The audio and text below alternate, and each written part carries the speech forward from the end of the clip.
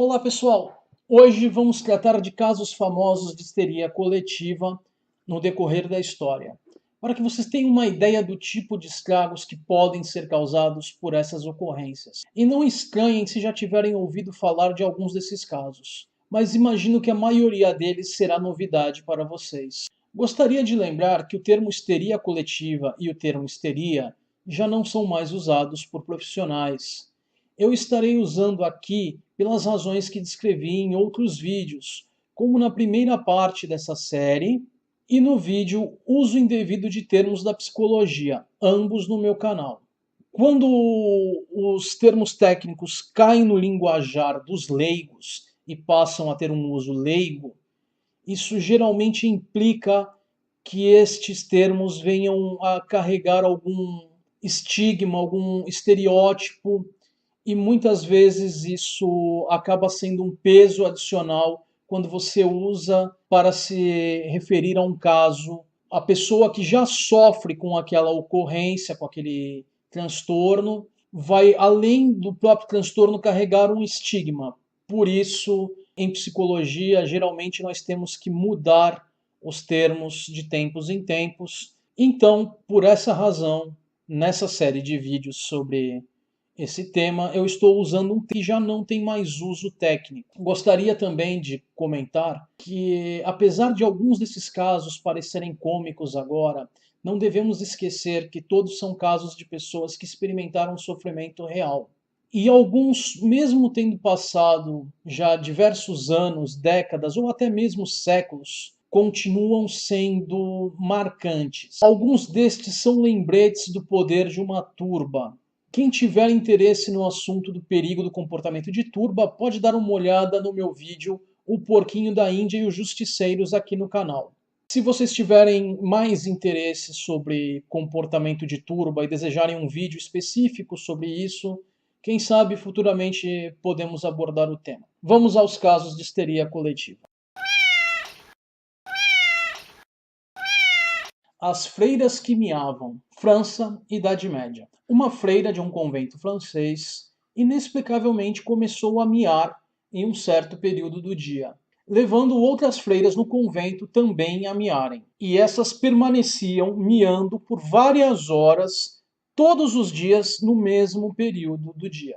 Eventualmente, o convento inteiro estava miando, e isso começou a preocupar o pessoal que morava ao redor. A situação não mudou até que uma milícia se juntou e ameaçou chicotear as freiras. As freiras que mordiam. Alemanha, século XV. Uma freira em um convento alemão começou a morder suas companheiras, e o comportamento foi se espalhando até que atingiu outros conventos na Alemanha, na Holanda e até na Itália. A peste de dança de 1518. A peste de dança de 1518 foi um caso que ocorreu em Estrasburgo, Alsácia, então parte do Sacro Império Romano.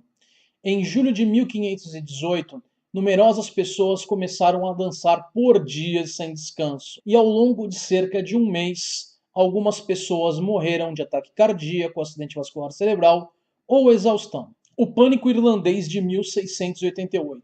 Este ocorreu na Inglaterra e em partes do país de Gales, em dezembro de 1688, durante a Revolução Gloriosa. Falsos relatos de que soldados irlandeses estavam queimando e massacrando cidades inglesas provocaram um pânico em massa em pelo menos 19 condados, com milhares de pessoas se armando e se preparando para resistir a grupos inexistentes de soldados irlandeses.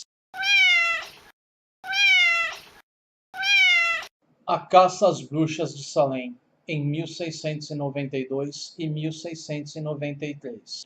As meninas adolescentes Abigail Williams, Bette Harris, Anne Putnam e Elizabeth Hubbard começaram a terem ataques que foram descritos por um ministro como além do poder de efeitos de ataques epiléticos ou doença natural.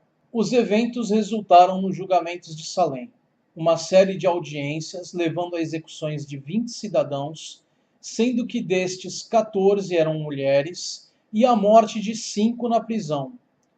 Das execuções, 19 foram por enforcamento. Os condenados vinham das cidades de Salem e cidades vizinhas. Salem atualmente é conhecida como Danvers. O episódio é um dos casos mais notórios de histeria em massa nos Estados Unidos e tem sido usado na retórica política e literatura popular como um conto de cautela sobre os perigos do isolacionismo, extremismo religioso, acusações falsas e falhas no processo de julgamentos criminais. Antes de passarmos para o próximo caso, gostaria de destacar que tenho visto com certa frequência extremistas cristãos em grupos de Facebook lançando acusações semelhantes sobre muçulmanos, tentando espalhar medo de ataques terroristas. Parece que, mais uma vez, algumas pessoas simplesmente ignoram a história. Gostaria de destacar que aqui no Brasil, de acordo com o censo de 2010, a população de muçulmanos representa 0,5% do total. Ou seja, estamos muito longe destes representarem qualquer tipo de ameaça, mesmo que desejassem fazê-lo. Por outro lado, a ameaça real à laicidade no Brasil vem do extremismo cristão, na forma da bancada evangélica, políticos que se associam à religião e certos líderes religiosos que tentam alcançar poder secular. É evidente a qualquer um as tentativas desses de imporem o dogma cristão a todos. Vamos ao próximo caso. Würzburgo, 1749. Um surto de gritos, contorcionismos e crises de ausência em um convento levou à execução de uma mulher por suspeita de bruxaria. A epidemia de tremedeira de Basel e Grostins. A mão direita de uma garota de 10 anos em Grostins começou a tremer, posteriormente evoluindo para convulsões de corpo inteiro que se espalharam para 19 estudantes. No mesmo ano, uma epidemia semelhante afetou 20 na Basileia, Suíça. 12 anos depois, a escola da Basileia experimentou outro surto que afetou 27 alunos. Acredita-se que a lenda do primeiro surto foi um fator importante na segunda ocorrência. Ataques epiléticos em Montreal, 1894. 60 estudantes em um seminário de senhoras sofreram um surto de ataques e convulsões. Alguns desses ataques e convulsões persistiram por 2 meses. Epidemia de tremedeira de Meissen, 1905 a 1906. Cerca de 237 crianças foram atingidas em outubro de 1905 e maio de 1906. O Estripador de Halifax, 1938. Este foi o nome dado a um suposto atacante de residentes, principalmente mulheres, da cidade de Halifax, na Inglaterra, em novembro de 1938. O medo começou depois que 2 mulheres alegaram terem sido atacadas por um homem misterioso com um malho e fivelas brilhantes nos seus sapatos. Mais relatos de ataques de um homem que empunhava uma faca ou uma navalha seguiram. A situação tornou-se tão grave que a Scotland Yard foi chamada para ajudar a polícia de Halifax. Em 29 de novembro, uma das supostas vítimas admitiu que ela tinha infligido dano a ela mesma para ganhar atenção. Outras logo tiveram admissões semelhantes e a investigação da Scotland Yard concluiu que nenhum dos ataques havia sido real. 5 pessoas locais foram posteriormente acusadas de infrações criminais e 4 foram presas. A tragédia do Cine Oberdan, 1938, São Paulo. Este caso trata de uma calamidade ocorrida na região central da cidade de São Paulo. Trata-se de um caso de um alarme falso de incêndio que resultou na morte de 30 crianças e uma mulher adulta. Essa é considerada a maior tragédia infantil de São Paulo. O caso ocorreu no dia 10 de abril de 1938, um domingo, quando era exibido o filme Criminosos do Ar, de 1987. Segundo relatos de presentes no local, o pânico tomou conta de uma das salas do Cine Oberdan por conta de um grito de fogo. Segundo investigadores, uma das crianças sentiu forte desconforto estomacal durante o filme e, após diversas tentativas de chamar o lanterninha, o menino resolveu ir sozinho ao banheiro. Por azar, a criança não teria conseguido chegar ao banheiro a tempo, o que levou a mesma a se aliviar no corredor escuro. Mesmo assim, a criança teria se dirigido ao banheiro, e ao passar por uma pilha de jornais no corredor, a criança teria decidido fazer uma tocha improvisada para que pudesse se guiar. A porta entreaberta permitiu que um espectador percebesse a chama da tocha, levando este a gritar e criar o alarme de incêndio. O pânico se espalhou pelo local. O incêndio jamais existiu, mas as consequências da histeria aniquilaram famílias inteiras. Guerra dos Mundos, 1938. Vamos falar um pouco de um episódio especial de Halloween de um programa de rádio dirigido e narrado por Orson Welles. No dia 30 de outubro de 1938, foi ao ar uma adaptação da novela de H.G. Wells chamada Guerra dos Mundos. Muitos de vocês podem associar esse caso como um grande exemplo de histeria coletiva. Eu mesmo associava. Mas durante a pesquisa para esse vídeo, encontrei fontes que alegam que o impacto foi exagerado pelos jornais da época. Então não podemos dizer ao certo qual é o real grau de impacto.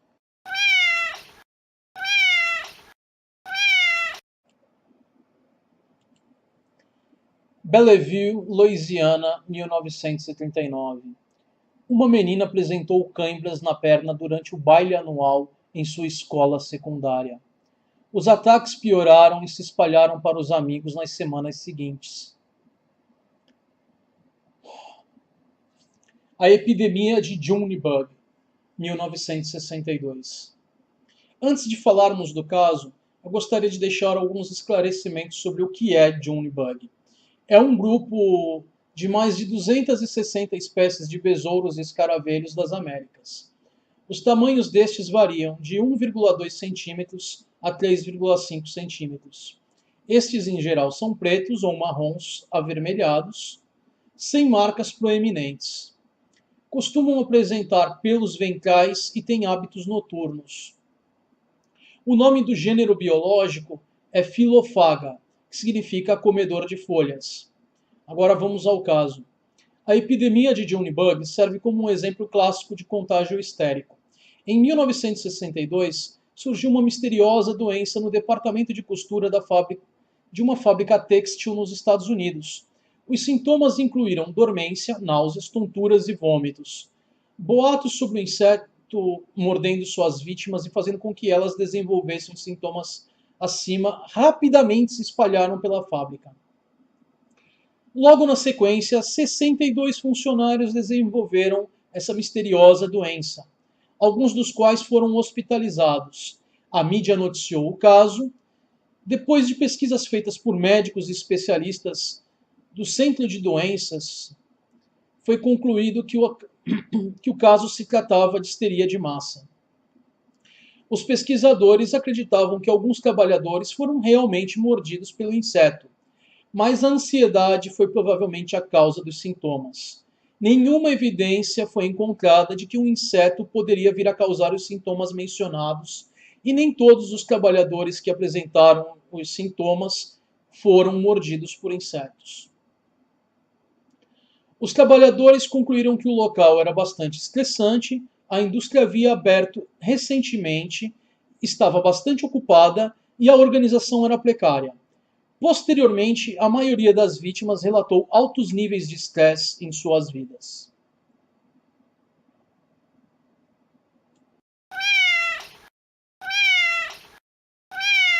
Welch, Louisiana, 1962. Com a atividade sexual dos alunos de uma escola local sob o escrutínio minucioso e seguindo rumores de testes de gravidez obrigatórios, 21 meninas e um rapaz que iam das séries do ginasial ao ensino médio foram afetados por convulsões e outros sintomas ao longo de 6 meses. Blackburn, Inglaterra, 1965. Em outubro de 1965, em uma escola de meninas em Blackburn, várias meninas queixaram-se de tonturas. Algumas desmaiaram.